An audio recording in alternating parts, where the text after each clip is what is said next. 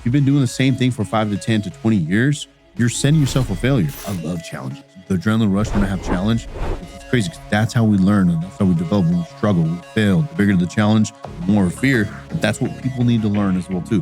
Fear is a good thing. We scaled companies really fast. Recently, there's a company that we started in January. We did 20 million in revenue, in about 120 days or 140 days. Insane, right? But how? The number one key thing that business owners fail is stop asking questions and they stop the curiosity. You got to have bad deals to learn how to make good deals. Even till today, we make some bad deals as well too, but we know how to switch them over to the point where it turns into a good deal.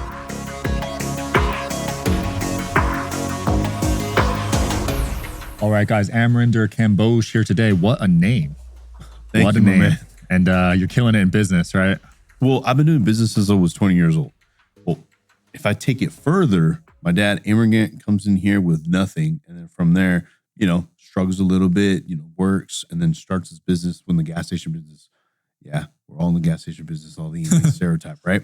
And then from there, when I was 20 years old, I got an opportunity to buy a GNC franchisee, started my entrepreneurship there. And then from there, just pivoted ways. And now we're 15 companies deep, 15 countries, doing multiple different things with multiple like-minded savage people like you. Wow, that's impressive. Yeah. So your intro to business was first buying a company? Yeah, not buying a company. It was more so of being a franchisee. So started that when I was 20 years old, built that, and then in 2018 pivoted.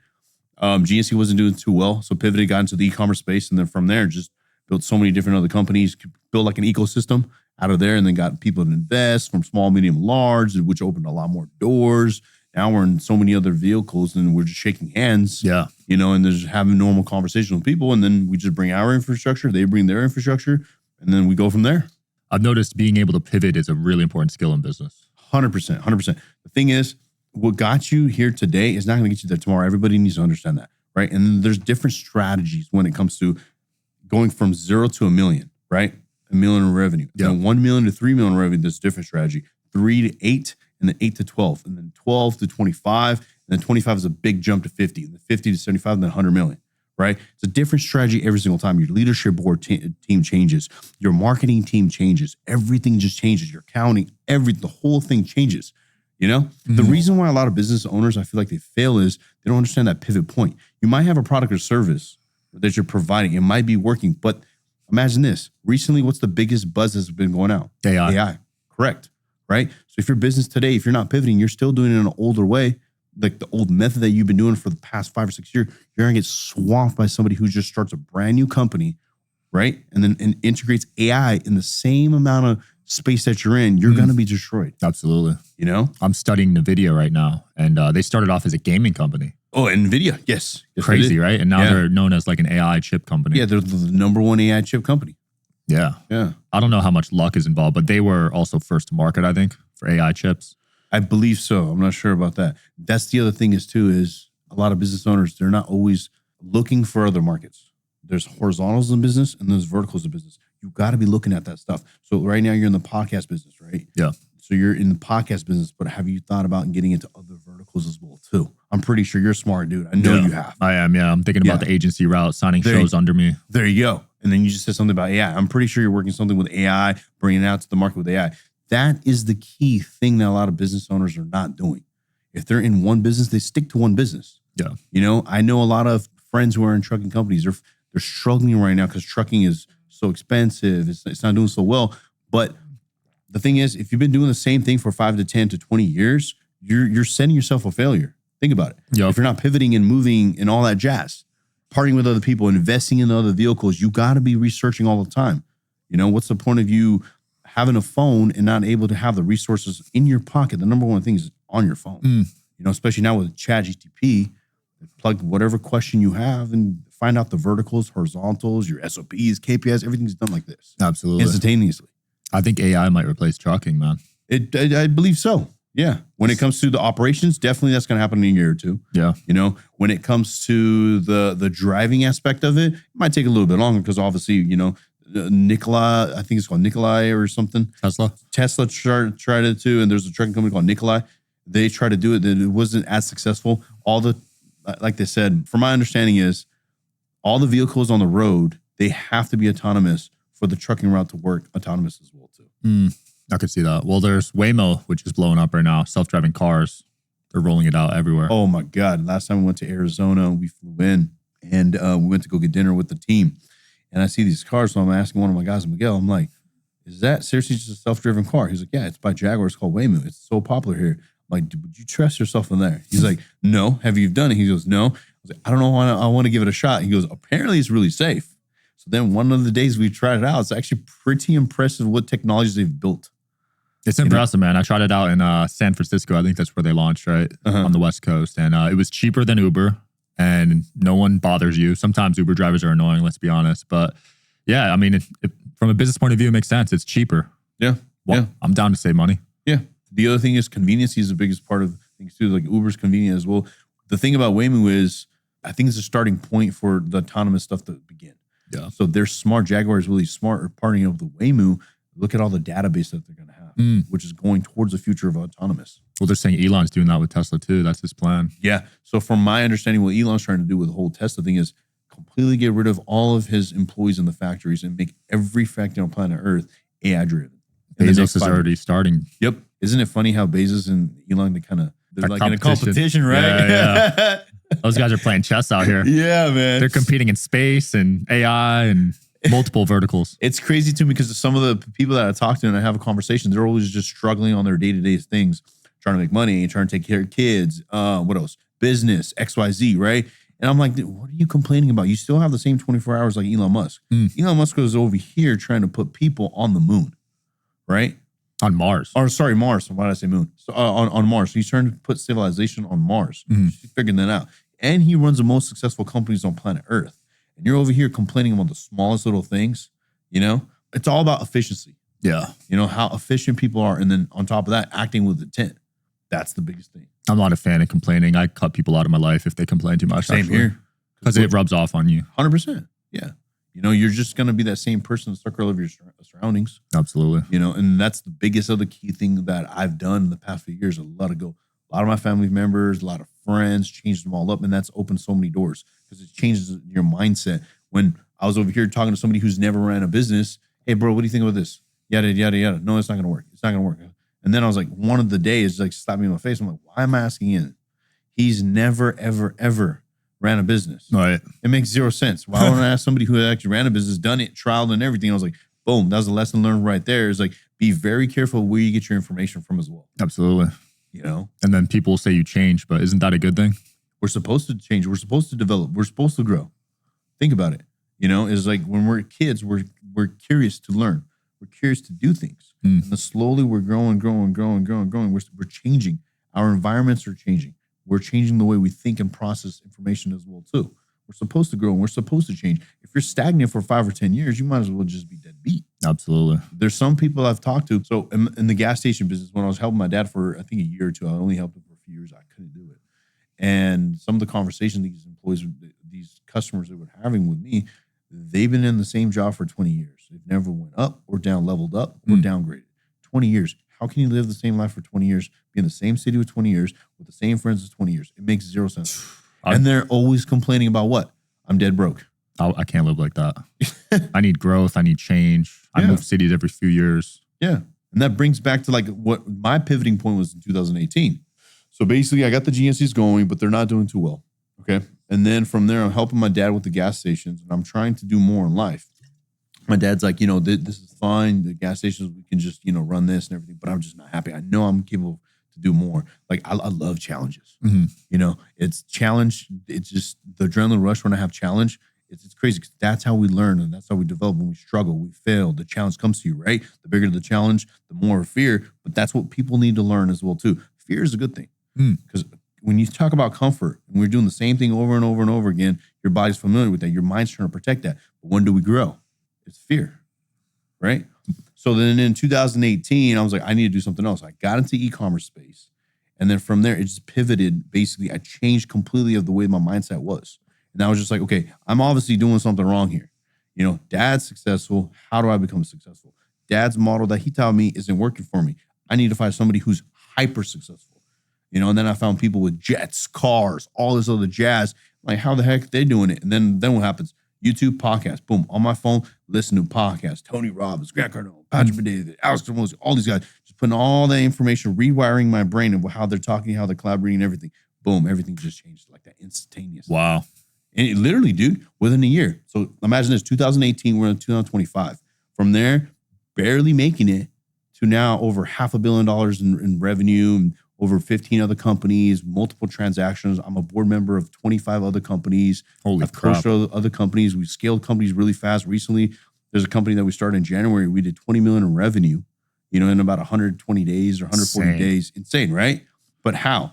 The number one key thing that business owners fail is they stop asking questions and they stop the curiosity. You should never stop that no matter what happens.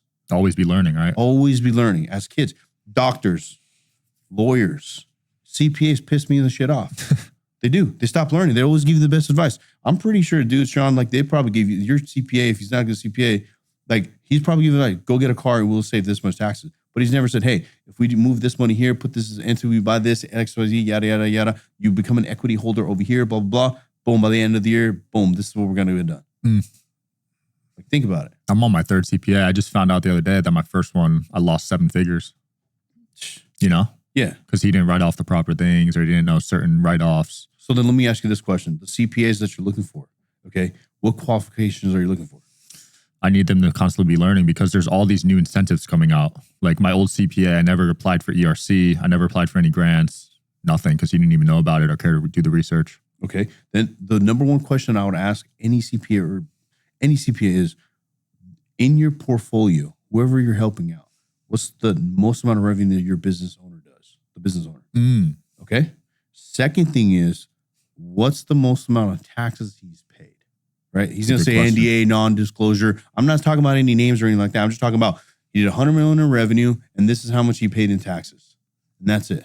Third thing is, what's the how much tax did you pay? Think about it. If he's your CPA and he's paying a lot of taxes, how the heck is he going to help you? Yeah. Right? That should be a no-brainer question. Yeah. And the fourth thing is, what do you know about legal entities and structures? CPA needs to be working for you, not for the IRS. And 98%, you're talking about 3 CPAs? I've talked to over 100 CPAs. Jeez. So we created our own company, right? Just to help people out. And then from there, basically, CPAs do this thing wrong. What they do is in the beginning of the year, they talk to you for a little bit. At the end of the day, they file your taxes, and then that's it. But what CPA should be doing is, depending on the revenue you're doing, right? Let's just say you're doing about 25 million. Why aren't you having a conversation with Sean every month going through those financials so you can pivot point? So what we do is in our company, Campbell's Advisory, in January, we do basically, okay, Sean, where do you want to go? You did 25 million, let's just say last year. You want to get to 30, 40, 50 million? Okay, bam, here's December 31st, 50 million in revenue. This is how much we're projected to forecast, right? Now we have a full plan. It's only January 1st or 2nd, let's just say the first week. We have a full plan. You know the plan, I know the plan. Then from there, we do a monthly calls, right? To understand, are we still on the plan or not? Are we doing more or less? Then now we have pivot points of where your money should go so we're not paying any taxes or anything like that, right? That's what a CPA should do. Not see you at the end of the year when it's too late. Yeah, can't write off anything by then. Nothing. You can't do anything. You can't change nothing. But if you have the data matrix and you have, this is the same thing with business, bro. It's like if you have the data analytics, you have the data matrix, and you know exactly where you're going in 5 years, right? You have it all planned out and everything. You can pivot. Going back to the same thing we were talking about, pivoting is the biggest key success ingredient. Absolutely. You know? My first one didn't even know how to set up a trust. He's not a CPA, bro. He's just an order taker. He's just an accountant. Crazy, man. Yeah, once I found out Trump pays nothing in taxes, it made me think about how I'm doing things. So in 2020, when COVID happened, we made so much money because everybody was buying online. Yeah. Right? And that's when I paid the most amount of taxes. And that's when one of the videos popped up on YouTube and it says something about Trump that pays no taxes. I'm like, okay, I'm doing this thing wrong and I'm never, ever going to pay taxes again. Boom, open up the books, learn so much about taxes. Bam, just from there, just started educating CPAs of how to do things. You were educating them? I swear to God, bro. I love it. Yeah, I swear to God, because they stopped learning.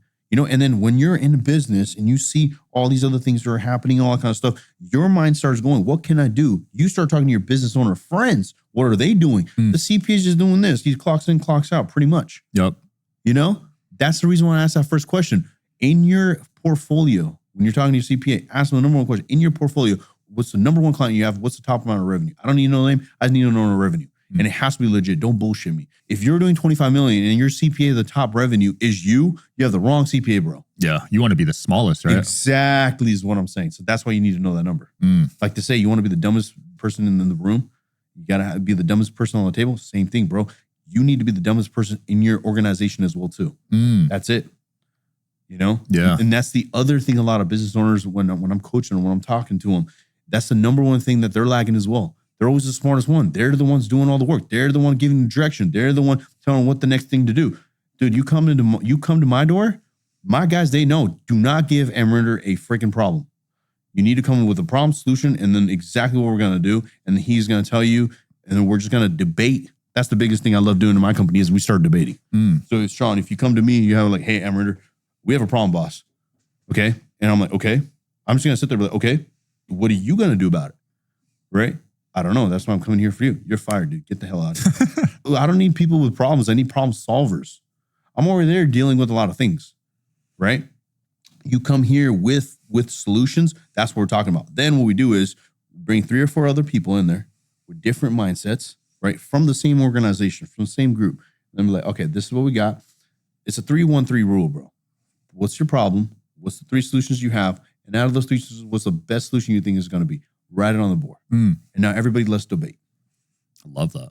Yeah, because a lot of people just come with problems and then it gives you anxiety. Yeah. I'm the CEO of the company. You don't come with me to the problems. Like, let's just talk about your company.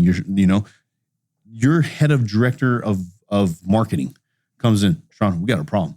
Our reviews are dropping. And you're like, Sean has 50 other things to do in his head.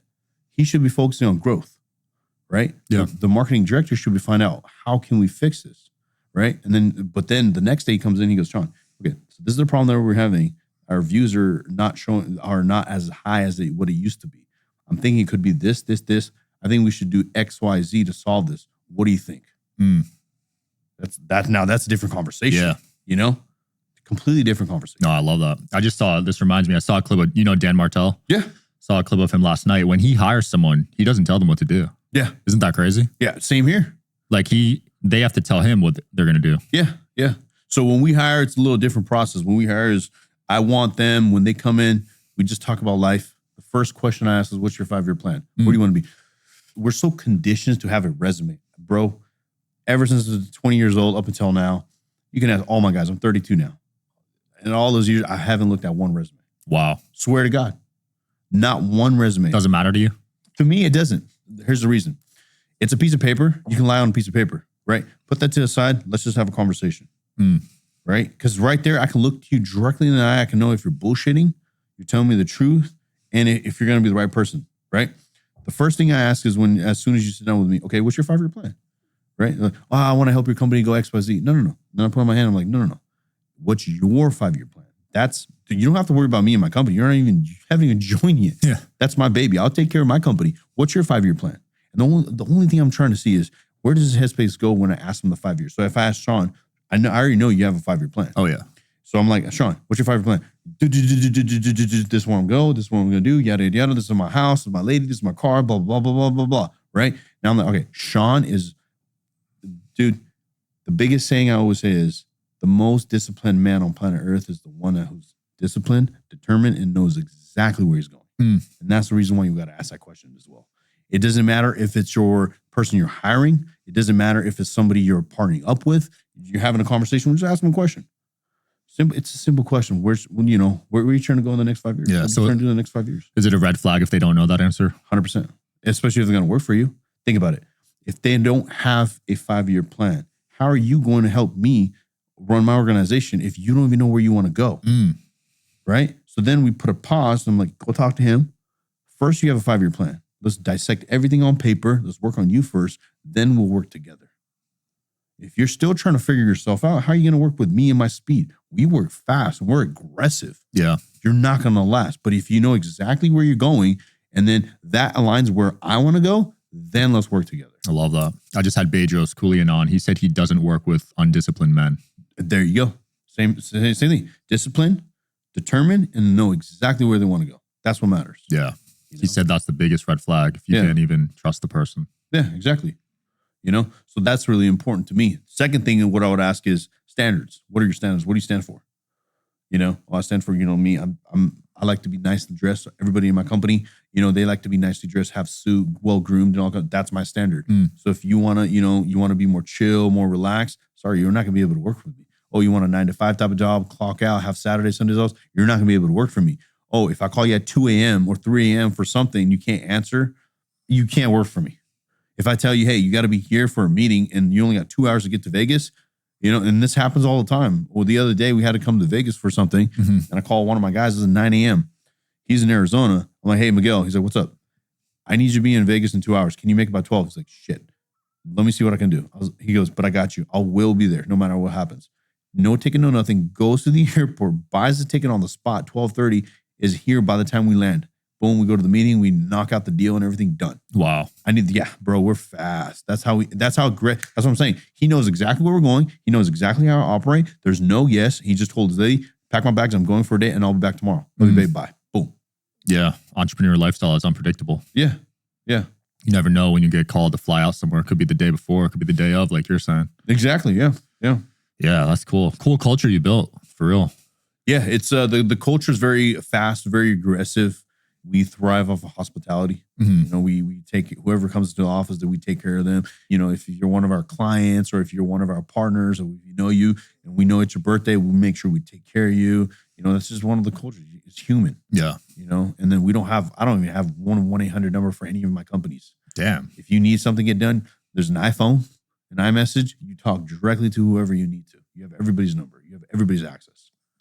If that doesn't answer, you talk to somebody else in the company. But you have everybody's number. That's impressive. Yeah, I like that. To think about it. How many times have you called somebody, you dial a 1-800 number, dial 1 for this, dial 113 for this, and then you're just waiting for a simple answer. What about if I say, hey, Sean, when is that podcast going to be released? 2 minutes there, boom, it will be released XYZ date. Done. Yeah. Now we're building connection. That's concierge service, bro. 1-800s are the worst experience. Whenever I call my bank, it's like an hour. Yeah, yeah. Now, when you get to a certain revenue level, right, you have a bank teller, which you just call right away or you text message and you have to respond right away. Damn. Yeah, dude. What revenue level is that? It matters. It depends. I would say anywhere from like 10 to 15 million. Oh, okay. Yeah. So then when we got to that, we had a banker from PNC, we had a banker from Chase, we had a banker from all of them. And anything needs to be deposited, any issue, solved right there on the spot. I don't need to call 1-800. I don't need to go to the branch or anything like that. But using that principle is how I built my companies as well too. Like, that's how it needs to be. Even if you're a roofer, you don't need a 1-800 number. You don't need anything like that. Boom, somebody calls you, close them on the spot. We have Google Maps. Just look at the roof real quick. This is how much the metrics is. Like XYZ, I'm sending the quote. Let's get this done. Boom, boom, boom. Whatever we've done in all of our companies, you can take those principles and apply it to even the smallest business and take it to the next level. But it's all about execution. Yeah. How did you get good on the acquisition side? Because that's not something that's easily learned, right? Well, yeah, it's a tough game. So you got to look a lot about numbers, analytics, and all that kind of stuff. Deal structure is big, right? And then so the way I learned it was just basically reading a lot of books, listening to a lot of podcasts, making a lot of mistakes for sure. You got to have bad deals to learn how to make good deals, right? And then even till today, we make some bad deals as well too, but we know how to switch them over to the point where it turns into a good deal, And that started in e-commerce. We just started buying a lot of brands, from lower brands. And then from there, we started buying more higher brands and higher brands and higher brands. And then I was like, okay, I've understand the game of mergers and acquisition now. We can go for the bigger dollars, the 100, the 20 million, 30 million, 50 million, all that jazz. Yeah. Now we have a full team in the Philippines. All they're looking is just analyzing. Wow. Now we're just building a AI data analytic software just for us, where we can throw in all the data and it'll let us know if it's a good deal or not, and what we're going to do for the next 10 years. Yeah. That's brilliant. Yeah, dude. Sick. And are you seeing a trend in the global market? Because US is, a lot of businesses are peaking here, right? Yeah. So yeah, that's why we pivoted 2 years ago to many different countries. We're in Canada, UK, Australia, New Zealand, Dubai, Philippines, Africa, India, Pakistan, Malaysia, Singapore. We expanded a lot. And the whole thing was basically whatever we're doing here, how can we copy paste it and do it there? So the e-commerce is everywhere. I knew it was going, and our system is bulletproof, right? So we started doing that. And then we started getting into real estate. And then we started getting into AI infrastructure. And then from there, more people from those countries started bringing us projects. So like, for an example, let me tell you a project in Kenya. We have a $100 million project in Kenya for fiber optics. So we're doing all the fiber optics and internet with the Kenya government for that. From there, we're like, you know what? If we do that, when we control that, we talk to the government. What about if we do quantum computing? Quantum computing is building, right? That's the next biggest thing because of AI. So now after that phase is done, the second phase is going to be quantum computing. And then from there, they want to get into aviation, right? So now we're getting heavily into aviation. So then I have connections who are, one of our partners, Joseph, he's been in aviation for over 30 years, training pilots, maintenance workers. He knows all that stuff. He's a geek on that, right? And then my lawyer, Gary, one of my attorneys, he's big into that too. Give him a call. Hey, I'm about to buy a jet and I need you to create another company for me. He goes, well, this is what I do with my partner over here. Well, let's sit down, let's talk. He came from one jet to have a private charter company and have multiple jets. From there, we're starting a commercial company in about 3 years in the U.S. To there, Joseph, the partner, is about to introduce us to the King of Ghana for an aviation project out there. Wow. From that, I'm about to introduce them to the Kenya government to do an aviation project out there, right? You see how that collaborative success works as well? Yeah. So that's the biggest thing about a lot of business owner here is you got to have a collaborative success. But if you want to scale into other countries, that's what you got to do. So in the Philippines, same thing. I called one of my guys, Roman, and I was like, hey, bud, what do you think about doing e-commerce in the Philippines? Right? And he's like, dude, it's 10 p.m. at night. I'm about to go to sleep. You figure this shit out. You're a nut job. All right, cool. Call him the next morning. He's like, all right, I already got a team built up and everything. She's, this woman, she used to work for Lazada. So they don't have Amazon. It's called Lazada. Right? So I was like, she's been working there. She wants to join XYZ. I'm going to, she's going to run the whole show. It's like, okay, well, my family is well known in the Philippines. We can talk to the president, XYZ. From there, it just grew. Wow. Yeah. And the same thing with Dubai. When it came to Dubai, one of my guys from Pakistan, our back-end team's all in Pakistan. He calls me and goes, hey, bro, what do you think about doing e-commerce in Dubai? I'm like, okay, tell me more. He tells me the whole shebang and everything. I was like, great. And then I was like, what do you need? He's like, I need capital. And then I have two people who are basically, they work for the Saudi, somebody well-known in Saudi, they're sheikhs, and they're willing to sit down and talk to you. And then from our team, 10 guys will go to Dubai. We'll have an office and start the e-commerce there. So done. So we go, we have a Zoom call with the guys and we present them everything, what we got to do, XYZ. They're like, done. What do you guys need? Well, I need to open up a company there. We don't need the funds. I just need your connections. And I need you to be on the corporation because you got to have two natives from there to open up a corporation and be very successful. He's like, done. We gave him equity. Boom. From there, just skyrocketed. I love it. Yeah. So that was like about 2 years ago. And we're probably about to do about, I think like 13 million there. Jeez. Philippines is even crazier. So we started that about 2 years ago. We started with a small little warehouse, dude, selling brooms. Right. And then now we're into a big warehouse, 2 big warehouses. And on the top is all of our offices. And then we have, I think, about like 30 or 40 employees. Some are, majority of them Packers. And then we have live TikTok folks upstairs in their little podcast, little thing that they're doing and everything. And we're probably going to do about, I think, 5 or 6 million in that. Holy USD. crap. That's a lot in Philippines. I know, dude. It's crazy. You're a billionaire out there with that money. Oh, yeah, for sure. For sure. And then so we have a lot of infrastructure that we're building over there too. And then when I went to go visit, we're going to go pretty soon again. I started looking at other opportunities and I'm like, dude, there's a lot of development that needs to happen in the Philippines. And that's when I was like, okay, what I'm trying to say is a lot of these countries, they're up and coming. Okay. And then you also got to understand this too, is like history repeats itself. Before the US was a superpower, what country was a superpower before that? Was it UK? Yes. Right. So I think it's getting to the time where what's going to be the next superpower? Yeah. I think it's going to be, Saudi Arabia or Abu Dhabi or, Dubai, those Arab countries, because the amount of influence that they have, the amount of capital they have, the amount of speed that they have when it comes to business, all that kind of jazz, right? Yeah. So that's the reason why I wanted to put my pockets into other countries too. The other thing, what I'm thinking is we have about 800 investors, small, medium, and large, right? So if they're investing there too, if God forbid something happens to the U.S. and we have to move, you can just pick up and leave whenever you need to. You're protecting your family as well. Safety net. Correct. Your friends and everything. U.S. is great. It's always going to be there. But again, it's a pivoting point. You always got to think, always got to think ahead, Yeah. To see what else can we do out there. That's how I'm going to be the greatest podcaster of all time, because I'm learning other languages. I'm learning Spanish right now. So I'm going to be filming podcasts in Spanish in other countries. And if you want to be number one, you have to be international. You can't just live in the U.S. and film in the U.S. Yeah, you can't, dude. You got to be global. Yeah, you can't. Yeah. not even just the podcast area. I would say any business, and that just opens up a lot more doors from there too. Yeah. I'll connect you with the president of Uganda.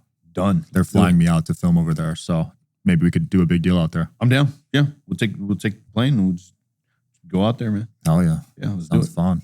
Yeah. I've always wanted to do international business. That'll be a cool trip. It's not easy to do international business, but once you get in the game and you understand one or two deals you've done, because you got to be obviously very careful. You got to have a very good legal team. But once you get it done, it's fun then. Yeah. But that's how you get those crazy multiples. Because in the US, the markets are saturated. But if you go overseas, you get hit a 10x, right? Yeah. The other thing is too, the USD conversion to their country, like the Philippines, it's like $1,000 here. It's like millions of dollars over there. Damn. Yeah, I remember when I went to Jamaica when I was in high school. Yeah. I think I was a millionaire with like $100K. Yeah. There you go. And then, you can probably live maybe 6 months, right? With that Off $100K here. Yeah. I spend $50K a month here. Not even 6 months. Yeah. Crazy. Yeah. If you want to live out here, you got to be balling. You got to at least make 6 figures minimum. Yeah. And it's crazy to me that a lot of people, we were just in Oklahoma for this one project that we're about to start in the health business. And she was saying the median household income in around that area was about, I think, 42,000 or 36. I think it was a ridiculous amount, like $40,000 a year. Jeez. I was like, how do you even survive off of that? That's crazy. And people are okay with that. And they think it's fine. Damn. Yeah. We live in these bubbles though, Yeah. People are normalized to that lifestyle, but there's a lot more out there. 100%. But then it's like, how do we pop that bubble is the other question too. The government's just keeping us controlled and keeping us trapped in this way to think that way. I used to think that way.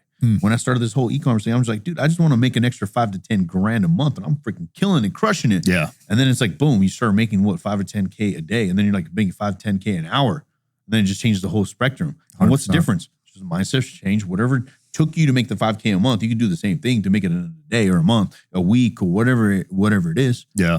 I remember in 2022 in November, I went to Phoenix, Arizona to a Grant Cardone's business boot camp. And I'm like, oh, dude, I'm killing it, crushing it, everything. I'm going there just to learn more about business and everything. He says, this is where the mind shift changed. He goes, who makes about 100K a year? Everybody raises their hand. Who makes 250K a year? Everybody raises their hand. Okay, great. He said, who makes about 500K a year? And then I was like, I look at myself, I'm like, yeah, we do that. Okay, great. Who makes 750K? I put my hand down. He goes, who makes a million? Only a few hands. And then he goes, who makes $1 million a month? He's the only one with his hand up. I'm like, this guy makes $1 million a month. And he goes, who makes $1 million a day? Right? And his hand's up. And I'm no way. I'm like, wait, what? And I'm like, what is the difference between me and that guy that I'm looking at right now? Nothing. It is just lack of information. Right? What you don't know is what you don't know. You only know what you know. Yeah. Right. So what I like to tell all my guys is imagine you close your eyes and imagine yourself with it's a dark black room. Right. And then I give you a flashlight and then you're able to, do this and look around. Right. How far do you think, Sean, you're going to see? Just the flashlight distance. Right. What about if I give you 2 flashlights? Farther. What about if I give you 10? Way farther. 50? 100? That flashlight is information. That information from books, podcasts, people. Your goal in life should be how many flashlights can I accumulate so I can see more of that room. I love that. Yeah. That's all life is all about, bro. And that goes back to what you said. You're supposed to grow. And that's how you grow. Flashlights, information. That's Absolutely. it. More information we know, the further we can get in life. And that's what that $36,000 a year gets into is just that's the only information that they know. And it goes into comfort. Their fear of taking the next step. They're okay putting 100, 200K into a 401k that's gonna make them a penny a year or something like that. But they don't want to take that out and invest into something else where they can actually, let's say real estate, make money off of our return. It's a fear. Yep. When Grant came on, he said the 401k is a scam. It's the biggest scam ever, dude. You know how many 401ks, IRAs we roll over into our program and they're making a 10 times multiple with us? It's insane of how many millions of dollars we've done in just this year. We started that, I think like 2-3 months ago. We probably about 10 million transfers. Damn, that's crazy. Yeah, and people aim for 5-10% a year. Yeah, we do about 60 a year. Holy crap. Yeah, we're giving them 60 a year. But obviously, we make money on top of that too. Yeah. That's the whole game. We have all analytics figured out, right? But that's a shift. And then we got some deals that going on behind closed doors where basically we make 75% a month. Holy crap. Yeah. See, this is what's out there though. Exactly. But how do you know that information? So somebody who's just a normal person, right, doesn't know about money, doesn't talk about high level wealth, doesn't talk around, they're like, oh, dude, this is a scam. Right. But when you're talking, shaking hands, talking to other people and all that kind of stuff, it's a bigger world out there, dude. Absolutely. Not everybody's there. We've been to so scam you. conditioned to get used to stock market 7% a year is amazing. Yeah. S&P 500, put all your money in that. Yeah. No, that's the biggest scam, dude. Yeah. I've never invested in stocks. I never will. I know so many people that invest $200K, they lose it, all that kind of stuff. To me, it makes zero sense. I mean, by the time you invest in a stock, it's overvalued by 5, 10x. Yeah. You got to know inside trading. That's the only way. Yeah. Right. It's like, to me, it's like Elon Musk, he laughs, stock goes up. Elon Musk, he smokes weed, it goes down. Exactly. So I have zero control of my money. So that's why I love business. I love the game of business. I can pivot. I can make the decisions. Everything's on me. That's what I love. Is becoming a billionaire a goal for you? To me, the money doesn't matter anymore.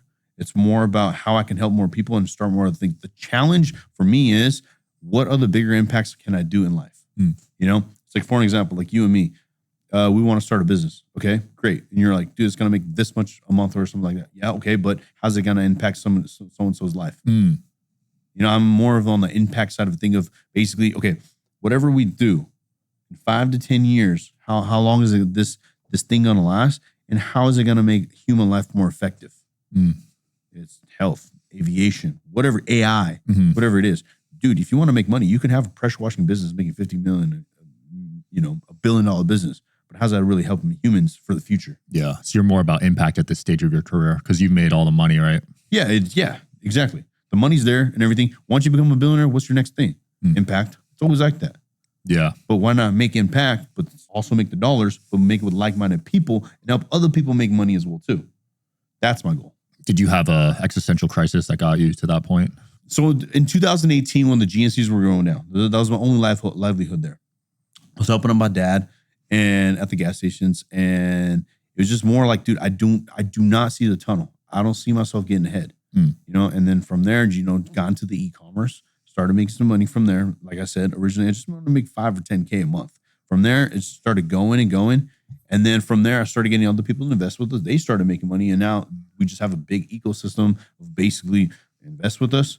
We got all this stuff, other stuff going on. It's up to you. What do you want to invest with? We go. And the whole premise of that was basically to get people out of their comfort, is when I was looking for outlook, and the other thing is too, before I jump into that, my dad has a business. His business mentality is what? Work your ass off, milk the shit out of your employees, and that's it. Yeah, old school. Oh, just very old school. I was like, no, we got to change the narrative. It has to be different. Whoever's working for me, I need to know where they want to go. What's their personal, professional, financial goals? So they're hitting their targets. They're getting ahead in life too. If they're getting ahead, I'm definitely getting ahead. And that's what makes me happy the most too. Some of my guys, they get a McLaren, they get a Lambo or whatever it is, right? That makes me more happy than me getting the jet, me getting my car, whatever it is. Does that make sense? No, it does. It's crazy how that works. Right. Like you could buy anything and you won't be as happy as if your employee gets a car for his wife or something. Yeah, exactly. It's just those small little tiny things because you're part of the process. You saw them develop, and then with my guys, they're working with me, but then also they're getting educated about life, about business. So and then one of my friends, he was telling me, he's like, why are you doing this? What about if they just took your business and ran? And I said, dude, what? That's perfectly fine. So what I'm trying to say is like, that's perfectly fine. But if they're not growing, I'm just making money, then what's the point? I want them to grow. If they want to leave and start their own business, go ahead. You don't care? I don't. There's so much money in the world to be made, bro. The way I think and process on a daily basis, if you're with me, you'll see how good luck competing with me, dude. Think about it. E-commerce, it's pretty big. Yeah. Now, if you started a brand new e-commerce thing going on, AI software, you bought a SaaS business, whatever it is, but we have the team, the infrastructure, the capital, everything. Good luck competing with me. I've already done the years and years and years of work. Yeah. Right. I have the strategies and everything put in play. But now, why would you do that? Why wouldn't you just knock on my door and be like, hey, can we do something together? That's different. And just integrate with my use my infrastructure and make the top dollars with us. Yeah. Because your network is insane too. I mean, you're tapped in with the UN. Not a lot of people could say that. Yeah. I got into the UN, United Nations. Everybody asked me, why'd you do that? I just want to know what conversation they're having behind closed doors because that's what's going to shape the future. And I'm heavily, I want to do a lot of things for kids, man. Think about it. They're the future. Once we die, their livelihood and all that jazz. And then the other thing is too, what impact are you trying to make? It's the kids, man. You know, if we can help them with education, if we can help them with better systems, better processes in the world, and see what they basically what I'm trying to say is, if you're a 14-year-old and you talk to a 14-year-old, where do you see the future in 5 to 10 years? Your perfect world, right? You're gonna get some crazy ideas. Yeah. Kids are important, man, and that's why I'm big on public school and improving that. 100%, and that's one of my passions as well too. Before I die, I want to create an education system where basically we have the technology, the infrastructure, everything built. And I want to go to Africa, India, Philippines, all these other countries where basically you can't have education. There's so much talent out there, Sean. It's crazy. So much talent out there, but they can't get ahead because they don't have the means to go to school. But then over here, we have free public schools and they're just talking shit. They're doing, 14 years old doing OnlyFans. For what reason? Yeah. Crazy. One out of 7 women in Miami do OnlyFans now. Isn't that crazy? Nuts. I mean, any girl you see in a high rise out there is a good chance she's doing it. Yeah. It's sad to see.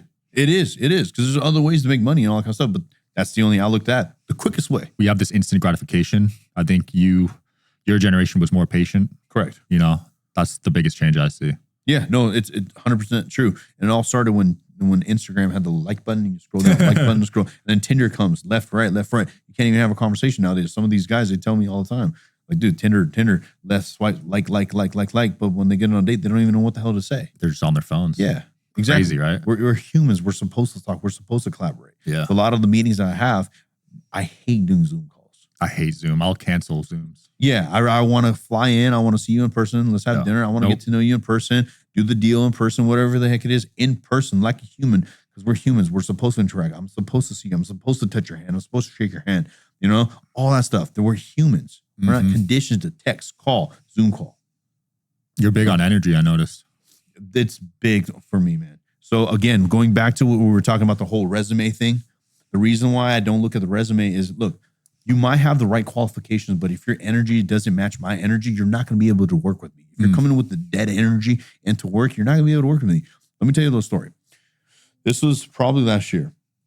One of the guys comes into the office. His head down. What's up, bro? How you doing today? Good. And then he comes to me. He says, what's up, bro? Good morning.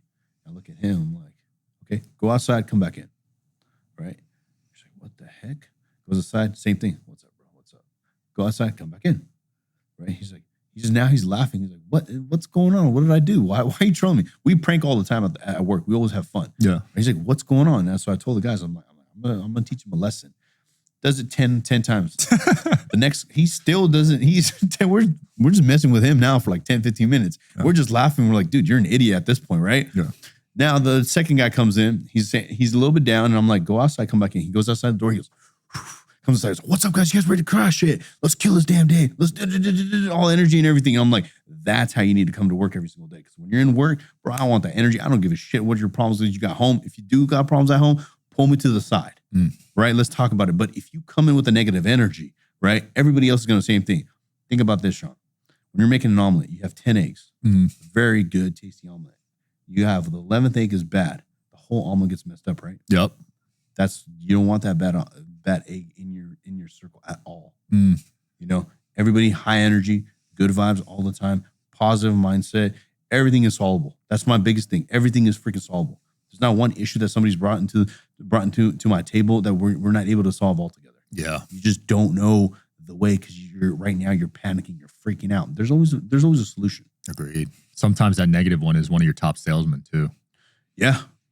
I haven't had one, but I've heard that before. I dealt with it. It sucked. So let me ask you this question. You have a sales guy, you have 2 sales guys, okay? And one of them, very high energy and everything, positive, very high energy, has the right standards, what you're looking for, cool guy, does less sales. You have this guy over here, very low energy, negative, but sells the most. What do? I have to let the good guy go, man. Why? Because it affects the rest of the apples. Like I had a team of about 10 guys selling. One guy was producing probably 70, maybe even 80% of the revenue. And I had to let him go because he was just being super negative around everyone. No, but the good guy has a good energy. This guy sells more, has bad energy, and is negative. Yeah. Who do you let go? I let go of the bad energy. There you go. Going back to what I'm trying to say is sometimes the business owners, what they do is they just look at the dollars, but they don't see if you have 20 sales guys, one of the guys is doing that, but he is producing the dollars. I get that. But but it's affecting all the other 19 other dudes as well too. Yeah. If he's not being the leader and teaching the other guys how to do it and good energy and everything, you have the wrong guy, right? Same thing with you as a CEO and a business owner in a organization. If you want to scale your business, number one tip I can ever give anyone is you're the guy who's the growth visionary strategy and you're the leader. That's it. Bro, I don't do anything in my business. I just tell them, okay, this is where we're going. And then you guys go execute. And this is the direction I want you guys go. Right? And that's what I'm trying to say is you need to build leaders. That's it. You're not supposed to be working in the business. I did the mistake. A lot of business owners that do that. They're just working in the business. Boom, boom, boom, boom, boom, boom, boom. You're supposed to be working on the business. You got to have multiple U's. That's the only way to scale the business. So when a lot of people ask me, how are you scaling these business rapidly quick? Is one is action and intent. Everything I do is with full intent, 100% in, right? Number two is I'm very fast at everything. I just want to get shit done like this fast. If something's 30 days, how can we figure out the way to do 15 days? It's impossible. Dude, check this out. We're creating a tequila brand. It's called Rising Tequila. So I'm talking to the manufacturer. One of my main guys, Paul, he's the one that brought the project onto the door. He's like, I want to do tequila. I was like, let's go. The manufacturer comes up to me and he says, it's a 2-year project. I'm like, dude, you have 9 months to produce this. He's like, that's never been done. I was like, well, you're not my guy then. And he's like, okay, we end the call. 2 hours later, he was like, okay, I think I have a way how to figure this shit out. Now we're launching tequila in 9 months. And he said, dude, this has never happened, but I'm down for the challenge. Just because it's never happened doesn't mean it can't happen. Right. You know? Limiting beliefs. Exactly. But now it went from almost a year to 2 years trying to make a company to produce the alcohol, branding, label, and everything versus 9 months. How is that even possible now? Just because now you know the timeline is 9 months. I have to get this client done. We got to put all of our team into it. Let's hire more people, blah, blah, blah, whatever it is. Let's go. Let's find a way. But let's just commit first. Yep. Let's get the thing going. You know? Yeah, the example I love is the 4-minute mile. The first guy that broke it, people thought it was impossible. Yeah. And then the next week, 3 people got it under 4 minutes. Yeah, exactly. You know? Exactly. You got a conference in Miami coming up, right? In August? Yeah, we have a conference called the Domination Conference. Previous one we did was in Cabo. We had about 400 people there. Badass event. It was all inclusive. Everybody had great networking, connections, and everything. This one, we're changing it to Miami.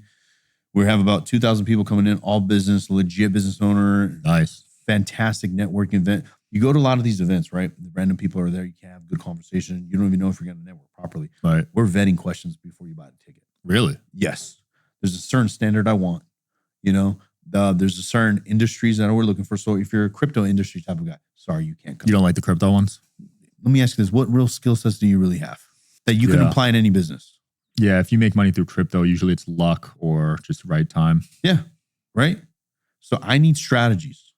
I need people's strategies, right? So Sean, what strategies did he have to build this podcast magnitude? He has 11.5 million followers. What did he do?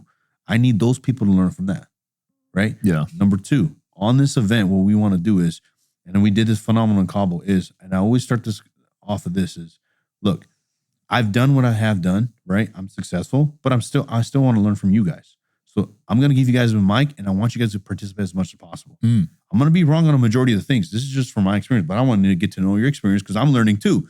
I literally on stage had a notebook and pen. If somebody says something I liked it, I was like, oh shit, that's good. Wow. On stage, bro. Never stop learning. That's impressive. Never stop learning.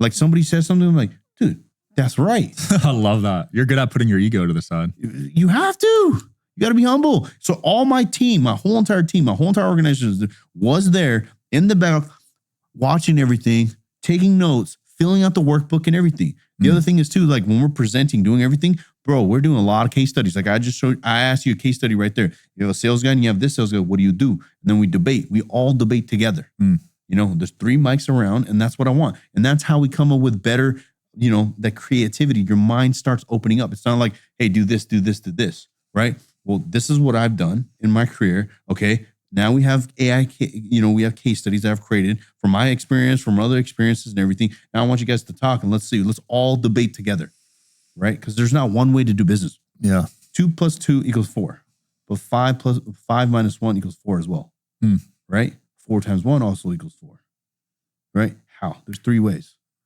I love that because a lot of people are scared to debate these days. Yeah. but you're providing a comfortable environment for people to speak their mind. That's the only way to grow, bro.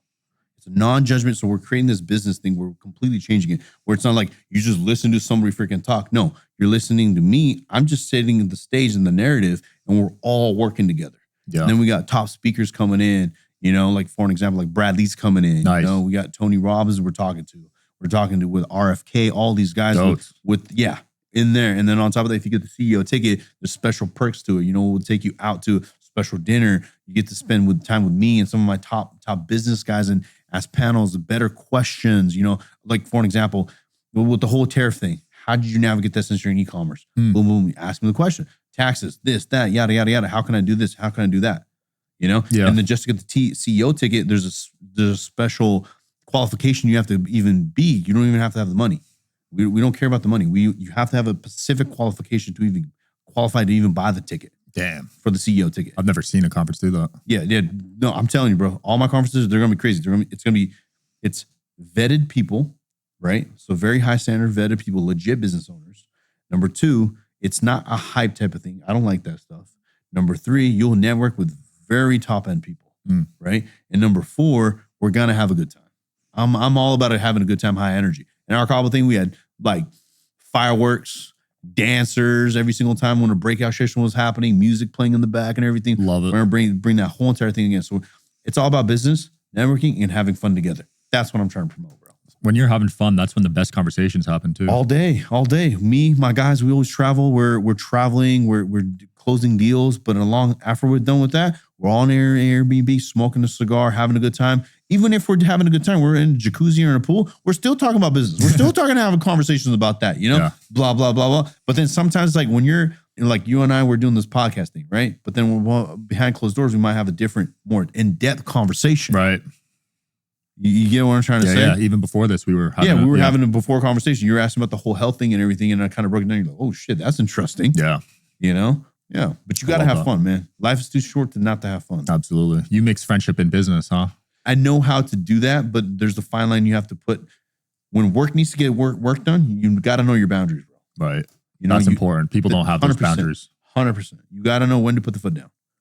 Yeah. Do you find yourself not being as strict, I guess, with your friends? Like, no, everybody knows how I am. Everybody knows how I am. When it's time to have fun, let all go. Right? There's been times when we're having fun, but then it's boom, time to get back to work. Right, instantly, boom, everybody knows. I love that. And then they know I'm going to chew them out if they don't. You got good guys around you, man. Some guys take it personal, and then it messes up the friendship. Don't be with me. I'm like I said, I'm very fast. I'm very aggressive. We'll have fun. We'll make a lot of money and everything. There's a paper that I have. There's 10 standards before you work for me or do business with me or even become friends with me. Right? There's different standards. There's a friendship standards, right? So the type of friends I'm looking for. Boom, you got to do.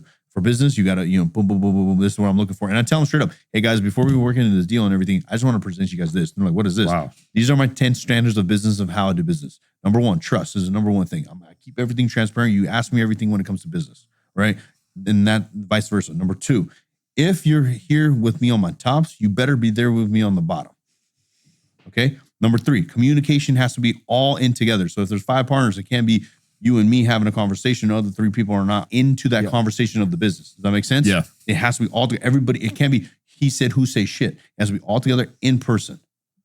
Number 4, there's conversations that happen behind closed doors. They need to stay behind closed doors. If somebody finds out somebody had a conversation with somebody else that you're not supposed to have it, sorry, we're done doing the deal. Damn. I'll write the check, you're out. Seriously, dude. Wow. Yeah. And I'm telling you, bro, to grow your organization, you have to have those standards. And that's how you vet people, your partnership too. And you'll find the right partnerships that way too. Sometimes, they'll lie to you and stuff like that, but they'll come out like this. Same thing with your friends. Do you watch sports? Yes, I do. How often do you watch sports? Every single day. Sorry, I can't be your friend. I love that. Why is that? To me, it's like sports are great, dude, but you're spending hours and hours and hours of time doing what? Yeah. You're not getting ahead in life. The second is like, how many books do you read? I don't read. I like that one. Sorry, get out of here. Number 3, who's your biggest influencer? Okay, it's XYZ. Tony, let's just say Tom Brady. Great. Why? Is it because of football is? Because of the football way? Or is it because of the way he does things in life? There's a difference on that. Big difference. Big difference. Yeah, are you a fan or are you actually implementing his mindset? Thank you. Yes. Big difference. And he's a sharp guy. I just saw him on a pod. He's different. I saw him at an event we went to for a business conference. He was there. Was that PBD's event? PBD's and Grant's. Yeah, I saw that speech. Yeah. Phenomenal guy. We're trying to get him to ours too. Phenomenal guy. Very good interviewer. Everything he's been through. Mike Tyson, same thing. I'll set it up for you. The owner of this vodka brand is Julian Edelman. So I'll set that up for you. Yeah, let's talk. Yeah. Let's talk. Yeah. Phenomenal dude. But all that kind of stuff matters, dude. You know? Yeah, if you don't have your standards, you're not gonna find the right people in your life. And like they say, show me your friends, I'll show you your future. I'm a big believer in that, dude. It's such facts. Yeah. Same thing with business too. You know, show me your partnerships and I'll show you exactly where your business is gonna go. Yep. You know? People overthink it, man. Yeah. Like you just surround yourself with the right people. It changes everything. Everything. Yeah. Well, dude, we'll link the conference below. We'll link your social media. Anything else you want to close off with? This was awesome. Whatever you want us to talk about, man. I'm good. I feel like you spoke some bars. We'll film a part 2 in Miami. I'm down. Let's do it. I'm down. Yeah. I'll try to come out for the conference too. Yeah, August I'd love 7th and 9th. Yeah, 7, 8, 9 August in Miami in the Fountain Blue. It's gonna be a sick ass event. 2-day event, sessions, breakout sessions, Q&As, bunch of different things. Oh yeah. Yeah. Thanks for coming on, man. That was fun. Likewise. Thanks, Sean. Check them out, guys. See you next time.